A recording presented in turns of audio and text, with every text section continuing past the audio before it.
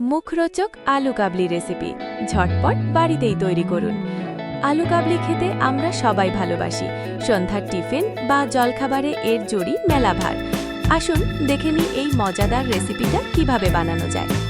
আলু কাবলি শুধু স্বাদের জন্যই সেরা নয়, এটা আমাদের চেনা গন্ধ, চেনা স্মৃতিগুলোর এক একটা টুকরো।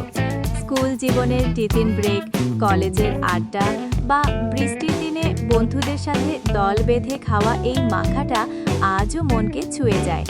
এর প্রতি টানটা ঠিক যেন এক ধরনের ভালোবাসা। আলু, পেঁয়াজ কুচি, কাঁচা লঙ্কা, তেঁতুল, গোলা জল, ছোলা, শট আর কিছু মশলা যেমন চাট মশলা, লঙ্কার গুঁড়ো আর লবণ। প্রথমে আলুটাকে ভালো করে মেখে তাতে পেঁয়াজ, লঙ্কা কুচি আর তেঁতুল জল মেশাও। এরপর ছোলা বাকি মশলাগুলো দিয়ে মেখে নিলেই তৈরি তোমার আলু কাবলি।